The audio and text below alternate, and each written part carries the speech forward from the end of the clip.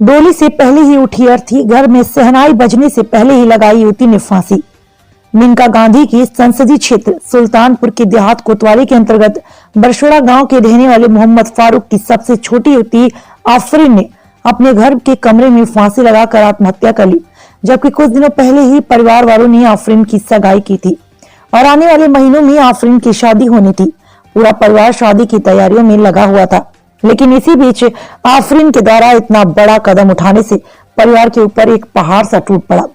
जहां लोग शादी की तैयारियों में खुश थे, वहीं पर अब मातम और गम की स्थिति पैदा हो गई। परिवार वालों का रो रो कर बुरा हाल है। पत्रकारों से बात करते हुए आफरीन के पिता और मां ने साफ तौर पर कहा कि गांव के ही रहने वाले गणेश गुप्ता के द्वारा आफरीन के साथ जबरदस्ती करने और धमकाने का आरोप लगाया।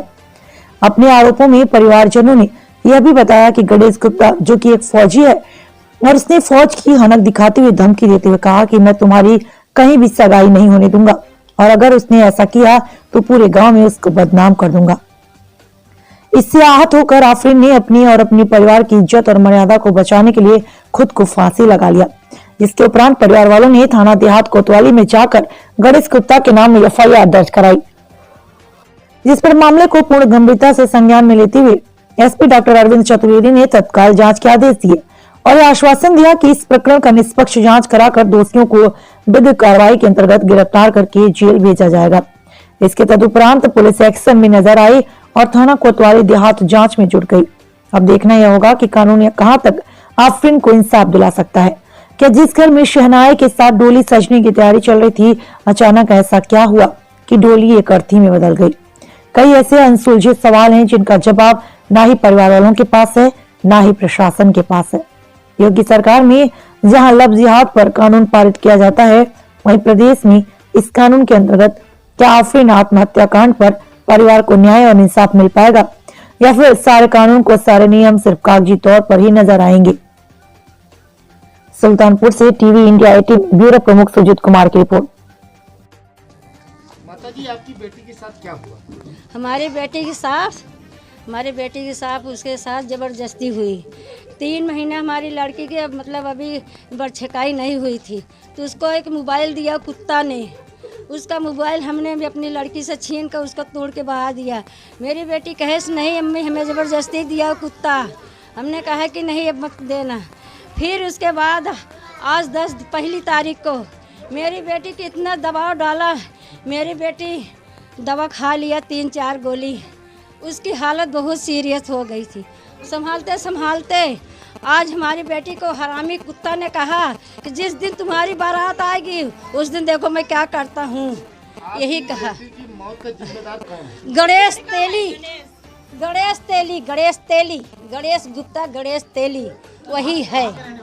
वो यही मेरे बगल में ही साइड में है। वो मिलिट्री का है, वो फौज में रहता है। कुत्ता अपनी शादी नहीं कर रहा, मैं 2 बार उसको पकड़ चुका। आप प्रशासन से क्या चाहती हैं? हम प्रशासन से उसको हम सजा चाहते हैं, हम इंसाफ चाहते हैं। अगर नहीं उसको इंसाफ दो तो मुझको सजा दो। हम जेल काटेंगे मगर अपनी लड़की के इंसाफ दिलाएंगे हम। हमारी लड़की बहुत प्यारी थी।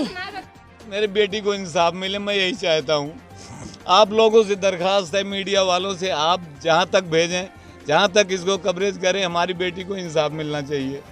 जिस बेटी को आज 2 महीने बाद मैंने एंगेजमेंट कर दिया, 2 महीने बाद 19 मई को मेरी बेटी का निकाह था, उस बेटी को अब हम डोली की जगह जनाजा उठा रहा हूँ। अब इससे बढ़ के मुझे क्या, एक बेटी वाला ही जानते, जिसके बेटी है वही जान सकता है। सब क्या कितने दिन से मामला चल रहा था? मुझे इस बारे में कोई इल्म नहीं है, आपको मैं बताऊँ, क्योंकि मैं काम धंधे के सिलसिले में बाहर रहता हूँ। ठीक है, यहाँ हमारे बच्चे हमारी बीवी रहती है, हमारी बेटी रहती है और सारे रहते हैं फैमिली। लेकिन इस बार मुझे कोई इल्म नहीं है किस तरह का कोई था।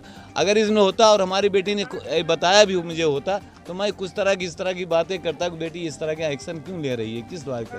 यहाँ का जो जिला प्रशासन अधिकारी से क्या चाहते हो आप? देखिए, हम तो जिलाधिकारी से चाहते हैं, जिला प्रशासन से आते हैं। मैं तो यहाँ तक राज्य सरकार से, केंद्र सरकार से चाहते हैं कि इस तरह के जो हादसे ना हो किसी के लिए, चाहे बेटी हो, किसी दूसरी बेटी का नंबर नहीं लगना चाहिए इस तरह से जो हुआ है।